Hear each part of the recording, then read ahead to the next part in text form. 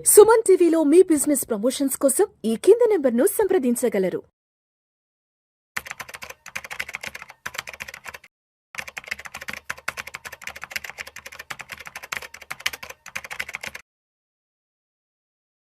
నమస్తే, welcome to Suman TV. Present మనతో పాటు ఉన్నారు క్యూపీఎఫ్పి సాయిరామ్ గారు. నమస్తే అండి. నమస్తే మేడం. సాయిరామ్ గారు, మరి గోల్డ్ గురించి మాట్లాడుకుంటూ ఇప్పుడు ట్రెండ్ నడుస్తుంది, బంగారం ధరలు భారీగా పడిపోతున్నాయి. ఒక పక్కన వార్ మళ్ళీ మొదలైపోయింది. చాలా న్యూసెస్ ఏంటంటే 1,00,000కు వచ్చేస్తుంది బంగారం ధర అని మాటలు వినపడుతున్నాయి. మరి నిజంగానే 1,00,000కు వచ్చేస్తుందా అంటే? బంగారం ధర మనం చూస్తే కనుక మనం ఇక్కడ ఇండియాలో అయితే రూపీస్లో కొంటూ ఉంటాం. ఫర్ ఎగ్జాంపుల్ మనం ఇండియాలో మనం చూసుకుంటే కనుక గోల్డ్ అనేది ఎప్పుడు ఇంటర్నేషనల్ బులియన్ మార్కెట్తో లింక్ అయి ఉంటుంది. మీరు ఈ రోజు కొన్న గోల్డ్ రేపు కొనే గోల్డ్ సేమ్ ఆ షాప్లో చూసినా కానీ ప్రైస్ అనేది చేంజ్ అవుతూ ఉంటుంది. అదే మనం చూస్తే కనుక ఏ టీ పొడి కానీ లైక్ ఏదైనా టూత్ బ్రష్ కానీ టూత్ పేస్ట్ కానీ ఇలాంటివి మాత్రం ఇంటర్నేషనల్ మార్కెట్లో ఎంత ప్రైస్ ఉందని చెప్పి సేల్ చేయరు. కానీ గోల్డ్ మాత్రం ఇంటర్నేషనల్ మార్కెట్తో లింక్ అయి ఉంటుంది. మనం గోల్డ్ ప్రైజెస్ని కనుక చూస్తే కనుక మెయిన్గా ఏమేమి ఉన్నాయంటే కనుక ఇంటర్నేషనల్ గోల్డ్ ప్రైస్ ఉంటుంది. దాన్ని ఔన్సుల్లో కొలుస్తారు. మనం ఇక్కడ గ్రామంలో కొలిచినట్టు వాళ్ళు ఔన్సుల్లో గోల్డ్ ప్రైజెస్ చూస్తారు. అది చూస్తే కనుక ఒకప్పుడు $5,400 ఉన్న ఔన్స్ గోల్డ్ ధర ఇప్పుడు చూస్తే కనుక లిటిల్ ఓవర్ $4,100 పడిపోయింది. అంటే గోల్డ్ ఇంటర్నేషనల్గానే మార్కెట్ డౌన్ అయింది. నెక్స్ట్ ఇంకొకటి మెయిన్ రీజన్ ఏంటంటే గోల్డ్ ప్రైస్ చేసే దాంట్లో డాలర్ టు రూపీ కన్వర్షన్. ఇప్పుడు మనం ఏంటంటే గోల్డ్ని డాలర్స్లోనే కొనాలి బయట నుంచి. అది మనకి ఇక్కడ ఇండియాలో ప్రొడ్యూస్ అవ్వదు. ఇండియాలో ప్రొడ్యూస్ అయ్యేది లిటిల్ గోల్డ్ మాత్రమే, మోస్ట్లీ రీసైకిల్ గోల్డ్ ఇది మాత్రమే ఉంటుంది. మెజారిటీ మనం బయట నుంచి ఇంపోర్ట్ చేసుకుంటాం.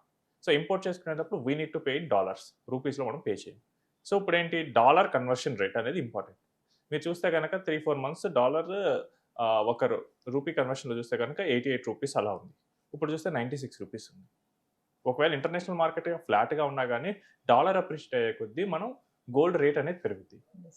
ట్రెండ్ చూస్తే ఏమవుతుందంటే 97-98 రూపీస్ నుంచి ఒక 94 రూపీస్కి కూడా మనకి డాలర్ పడిపోయింది రీసెంట్గా. సో ఇది కూడా ఒక రీజన్ గోల్డ్ ప్రైజెస్ పడటానికి. ఇక మూడో కాంపోనెంట్ ఏంటంటే గోల్డ్ ప్రైజెస్లో లోకల్ టారిఫ్స్. సో లోకల్గా మనకి ట్రాన్స్పోర్ట్ కాస్ట్, టారిఫ్స్ ఇవన్నీ గోల్డ్ ప్రైజెస్ని మెయిన్గా ఇన్ఫ్లుయెన్స్ చేస్తాయి. మనం చూస్తే కనుక గత 6 నెలల్లో మనకి టారిఫ్స్ పెంచారు యాక్చువల్లీ గోల్డ్ మీద. మనకి హైదరాబాద్లో మీటింగ్లో జరిగిన టైంలో ప్రైమ్ మినిస్టర్ గోల్డ్ని కొనొద్దు అని చెప్పి డిస్కస్ చేస్తున్నారు. సో దానిలో భాగంగా మనకి గోల్డ్ మీద ఎక్సైజ్ డ్యూటీ ఇవన్నీ పెంచారు. Despite of all this gold పడిపోయింది. అంటే మనకి ఇందాక నేను చెప్పిన ప్రకారం గోల్డ్ ఇంటర్నేషనల్ మార్కెట్లో ఔన్స్ ధర 5,400 నుంచి 4,100కి పడింది. అండ్ రూపీ కూడా కొంచెం అప్రిషియేట్ అవ్వడం మొదలెట్టింది. ఈ 2 రీజన్స్ వల్ల లోకల్ టారిఫ్స్ పెంచినా కానీ గోల్డ్ అనేది 1.8 lakhs ఈ ఇయర్ స్టార్టింగ్ Jan-Feb 1.8 lakhs నుంచి ఇప్పుడు 1.4 to 1.5 lakhs మధ్య ఆసిలేట్ అవుతుంది. సో గోల్డ్ అసలు ఎందుకు పడుతుంది అని చూస్తే కనుక మెయిన్గా అసలు గోల్డ్లో ఎందుకు ఇన్వెస్ట్ చేస్తారంటే కనుక ఇంటర్నేషనల్గా అయినా గ్లోబల్గా అయినా ఇన్వెస్టర్ ఎక్కడైనా కానీ ఇతర సోర్సెస్ ఆఫ్ రెవెన్యూలో మంచిగా రిటర్న్ రానప్పుడు గోల్డ్ వైపు చూస్తారు. ఈ ఇతర సోర్సెస్ ఏంటంటే real estate, stock market, bonds. ఇవి మెయిన్గా 99% ఆఫ్ ది ఇన్వెస్టర్స్ వీటిలోనే ఇన్వెస్ట్ చేస్తారు. వీటిలో రిటర్న్స్ అంతగా లేవు. మనం చూసినా కానీ ఇండియాలో రియల్ ఎస్టేట్ లాస్ట్ 2 years నుంచి పెద్దగా రిటర్న్ లేదు. స్టాక్ మార్కెట్ కూడా last September 2024 September peak touch అయింది, మళ్ళీ అక్కడి నుంచి డౌన్ వైపే వెళ్తుంది. అండ్ మనకి ఈ కమోడిటీస్ మార్కెట్లో చూసుకుంటే కనుక మనకి మంచిగా ఈ గోల్డ్ అనేది అట్రాక్టివ్గా కనిపించింది ఆ పాయింట్ ఆఫ్ టైంలో. సో అందుకనే చెప్పి ఇన్వెస్టర్స్ ఎక్కువగా గోల్డ్ వైపు ఫోకస్ చేశారు. ఈ ర్యాలీ ఎంతగా పెరిగిందంటే 2024లో గోల్డ్ ఆ ఒక్క ఇయర్లోనే 28% పెరిగింది.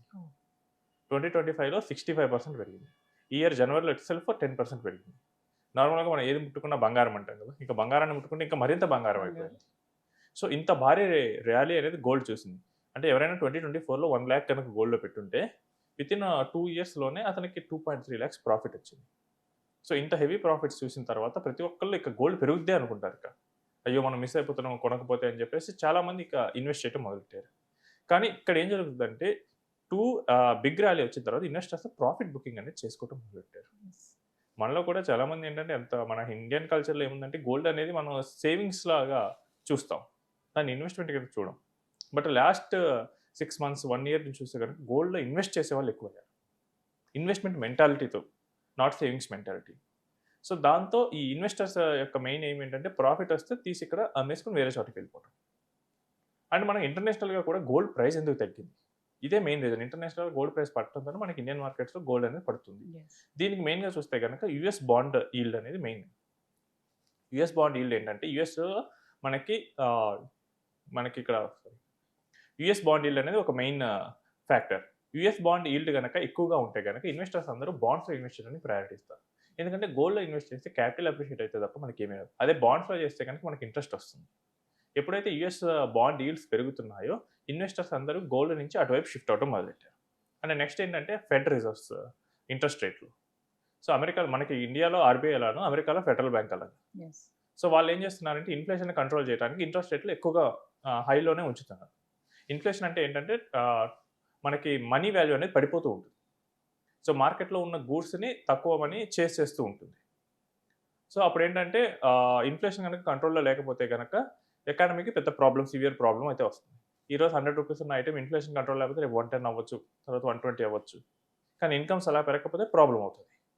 సో ఇన్ఫ్లేషన్ కంట్రోల్ చేయాలంటే ఏంటంటే మార్కెట్లో మనీ ఉందనుకోండి, ఎడబెడ వస్తువులు కొంటూ ఉంటాం. మనం కొంటూ ఉంటుంటే డిమాండ్ ఉంది కదా అని చెప్పి పెరుగుతూ ఉంటుంది, ప్రైస్ పెంచుతూ ఉంటారు. అసలు మార్కెట్లో మనీని కనుక మనీ ఫ్లోని కనుక కంట్రోల్ చేస్తే సో ఆ డిమాండ్ అనేది అంత ఉండదు. సో మనీ ఫ్లో కంట్రోల్ చేయాలంటే ఇంట్రెస్ట్ రేట్లను పెంచాలి. ఇంట్రెస్ట్ రేట్లు పెంచితే ఎక్కువ వడ్డీ ఉందని చెప్పి ఎవరు కొనరు.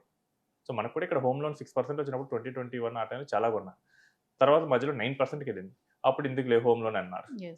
ఎందుకంటే ఇంట్రెస్ట్ రేట్లు పెంచితే కనుక వడ్డీకి తీసుకునే వాళ్ళు కొంచెం ఇంత ఎక్కువ పే చేయాలా వడ్డీ అని చెప్పి వాళ్ళు డెసిషన్స్ని అవాయిడ్ చేసుకునే అవకాశం ఉంటుంది. సో ఈ ఇంట్రెస్ట్ రేట్లు ఎక్కువగా ఉన్నాయి. ఇంట్రెస్ట్ రేట్లు ఎక్కువగా ఉన్నప్పుడు ఆటోమేటిక్గా మనకి బాండ్ ఈల్డ్స్ ఎఫ్డీస్ మీద ఇంట్రెస్ట్ ఎక్కువ వస్తుంది. సో దాంతో మెయిన్గా గోల్డ్ నుంచి అటువైపు మూవ్ అవటం మొదలుపెట్టారు. నెక్స్ట్ ఇంపార్టెంట్ థింగ్ ఏంటంటే గోల్డ్ ఎప్పుడు అన్సర్టనిటీ ఉన్నప్పుడు బాగా పెరుగుతుంది. Geopolitical uncertainties. సో ఈ జియోపొలిటికల్ అన్సర్టనిటీస్ ఫ్రెష్గా ఉన్నప్పుడు ఇంకా బాగా పెరుగుద్ది. అండ్ మనకి చూస్తే కనుక గోల్డ్ ర్యాలీస్లో కూడా మనం చూస్తే కనుక 2022లో US-Ukraine వార్ 2022లో కనుక రష్యా-ఉక్రెయిన్ వార్, ఇప్పుడు చూస్తే కనుక ఇరాన్ వార్, ఇలాంటి మెయిన్ అన్సర్టనిటీస్ ఉన్నప్పుడు గోల్డ్ అనేది సేఫ్ అసెట్గా ఫీల్ అవుతారు. సో అందువల్ల గోల్డ్కి మూవ్ అయ్యారు చాలామంది ఆ టైం. అండ్ ఇప్పుడు జరుగుతుంది ఏంటంటే కనుక వెన్ వార్ అనేది పీక్ వెళ్ళినప్పుడు డాలర్ అనేది చాలా స్ట్రాంగ్ అవుతుంది. జనరల్గా గ్లోబల్గా జరిగేది ఏంటంటే ఇద్దరు డాలర్లో కానీ ఇన్వెస్ట్మెంట్ ఉండాలి, లేదా గోల్డ్లో కానీ ఇన్వెస్ట్మెంట్ ఉండాలి. గోల్డ్ ఇంత భారీ ర్యాలీ చూసింది. అంటే వార్ వచ్చినప్పుడు ఈ ప్రపంచంలో ఉన్న డిఫరెంట్ కంట్రీస్లో ఉన్న ఈ గ్లోబల్ ఇన్వెస్టర్లు అందరూ వాళ్ళ మాతృదేశానికి వెళ్ళిపోతారు. వాళ్ళ మాతృదేశం యుఎస్. అంటే డాలర్లోకి వెనక్కి వచ్చేస్తుంది.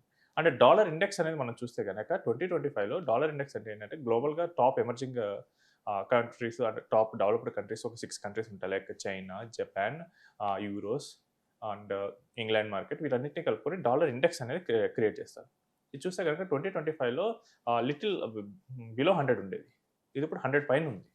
అంటే డాలర్ అనేది తన గ్లోబల్ కరెన్సీస్తో పోలిస్తే తన పవర్ అనేది పెంచుకుంటూ ఉంటుంది. ఇప్పుడు ఈ డాలర్ పెరుగుతుంది కాబట్టి డాలర్ డినామినేటెడ్ అసెట్స్ అయితే ఇంకా బాగా ప్రాఫిట్ వస్తాయి. ఇప్పుడు డాలర్లో పెరుగుతున్నప్పుడు మనం డాలర్లో కాకుండా రూపీస్లో ఉన్నాం అనుకోండి, మనం చూస్తే కనుక 88 నుంచి 96 అయింది డాలర్. సో అప్పుడు ఏమైంది, డాలర్లో ఉంటే కనుక సేమ్ డాలర్కి నాకు ఒకప్పుడు 88 వచ్చేది, ఇప్పుడు 96 వస్తుంది. I will get more profit. అలా కాకుండా రూపీస్లో ఉంటే కనుక నాకు తక్కువ వస్తుంది. ఈవెన్ సేమ్ మిగతా కంట్రీస్లో కూడా డాలర్ బాగా పెరుగుతుంది కాబట్టి డాలర్ వైపు మోయారు. డాలర్ కూడా చూస్తే 2025లో ఆల్మోస్ట్ 10% వాల్యూ కోల్పోయింది. ఇయర్ వెరీ స్ట్రాంగ్ అయిపోతుంది. సో డాలర్ బాగా పెరుగుతుందని చెప్పేసి dollar denominated assets like stock market అటువైపు వెళ్తున్నారు. అండ్ నెక్స్ట్ ఏంటంటే ప్రాఫిట్ బుకింగ్ జరుగుతుంది. అంతకుముందు చెప్పినప్పుడు మనం కూడా చాలామంది ఇండియన్ ఇన్వెస్టర్స్ కూడా గోల్డ్లో ఇన్వెస్ట్ చేస్తున్నారు. ఇన్వెస్ట్ చేసేటప్పుడు ఇన్వెస్టర్ మైండ్ సెట్ ఏంటంటే ఇన్వెస్టర్ ఏది దేన్ని శాశ్వతంగా ఉంచుకోడు. ఇప్పుడు మీరు కానీ నేను కానీ ఒక ప్లాట్ కొనుక్కున్నాం అనుకోండి, మనం ఏం చేస్తాం, దాన్ని ఒక 20 years 30 years ఉంచుకుంటాం, లేదా నెక్స్ట్ జనరేషన్ ఇవ్వడానికి ట్రై చేస్తాం. బట్ ఇన్వెస్టర్ మైండ్ సెట్ అలా ఉండదు. ఇక్కడ ప్రాఫిట్ చేసామో వేరే దాంట్లోకి వెళ్ళిపోయాము, అక్కడ మళ్ళీ ప్రాఫిట్ చేసుకున్నాం వేరే దానికి వెళ్ళిపోయాం, అదే ఉంటుంది. ఇక్కడ మనం చూస్తుంటే కనుక ఈ ఇన్వెస్ట్మెంట్ అనేది గోల్డ్లో ఇందాక చెప్పినట్టు 1 lakh పెడితే 2.3 lakhs అయింది. అండ్ ఇండియన్ మార్కెట్స్లో చూసినా కానీ ఐటీ స్టాక్స్ చాలా కరెక్ట్ అయ్యాయి. అండ్ గ్లోబల్గా కూడా స్టాక్ మార్కెట్ అనేది అట్రాక్టివ్గా మారిపోయింది ఈ వాల్యుయేషన్స్ పడిపోవడంతో. ఇప్పుడు ఇక్కడ గోల్డ్లో ప్రాఫిట్ని తీసుకొచ్చి వేరే వాటిలో ఇన్వెస్ట్ చేద్దామని ఇన్వెస్టర్స్ గోల్డ్లో ప్రాఫిట్ బుకింగ్ మొదలుపెట్టారు. సో దానివల్ల గోల్డ్ ప్రైస్ అనేది మరింత పడుతూ ఉంది. సో ఇప్పుడు మనం సిచ్యువేషన్స్ కనుక చూస్తే కనుక గోల్డ్ ప్రైస్ అనేది మెయిన్గా డాలర్ రిలేటెడ్తోనే ఉంటుంది. ఇంటర్నేషనల్ మార్కెట్లో ప్రజెంట్ చూస్తుంటే situations dollar and gold price అనేది ఈ 1.4 to 1.5 lakhs మధ్య మనకి ఇక్కడ ఇండియన్ రూపీస్లో చూస్తే అంతే అక్కడే ఆసిలేట్ అవుతుంది. అంతేగాని ఒక 40,000 6 మంత్స్లో పడింది, ఇంకో 6 మంత్స్లో ఇంకో 40,000 పడి 1 lakh వస్తుంది. It is a very rare scenario. Yes అలా జరగాలంటే only one driving factor, rupee has to appreciate against dollar. Yes ఇప్పుడు 96 ఉన్నది 70 50 అయితే కనుక అప్పుడు జరుగుద్ది. జరుగుతుంది. ఇంటర్నేషనల్ మార్కెట్లో కూడా గోల్డ్ బియాండ్ ఏ పాయింట్ పడదండి, ఎందుకంటే గోల్డ్ని సెంట్రల్ బ్యాంక్స్ కొంటూ ఉంటాయి. సో సెంట్రల్ బ్యాంక్స్ కూడా గోల్డ్ రిజర్వ్స్ కింద తీసుకుంటారు, కన్జంప్షన్ కోసం చాలా మంది తీసుకుంటుంటారు. సో ఇన్ని రీజన్స్ ఉండటం వల్ల ఇంటర్నేషనల్ మార్కెట్లో గోల్డ్ బియాండ్ ఏ పాయింట్ పడదు. ఓన్లీ పాసిబుల్ ఫ్యాక్టర్ ఏంటంటే మనకి డాలర్ డిప్రిషియేట్ అవ్వాలి. బట్ ప్రెజెంట్ ఉన్న సీన్ చూస్తుంటే డాలర్ డిప్రిషియేట్ అవ్వదు, డాలర్ 100 టచ్ అవుతుంది. డాలర్ ఎప్పుడు ఈ అన్సర్టనిటీ సిచ్యువేషన్ ఉన్నప్పుడు డాలర్ ఇంకా స్ట్రెంత్ అవుతూ ఉంటుంది. సో మనం చూస్తే రీసెంట్గా మళ్ళీ వార్ అంటుంది. సో ఇలాంటి సిచ్యువేషన్లో డాలర్ పెరగడం తగ్గదు. సో మోస్ట్లీ మనం చూస్తే కనుక ఈ 1.2 to 1.4 మధ్య మోస్ట్లీ కొంతకాలం ఉంటుంది. ఇక ఆ తర్వాత స్లోగా మళ్ళీ కన్సాలిడేట్ అయి ముందుకు వెళ్ళొచ్చు. Yes right. Thank you.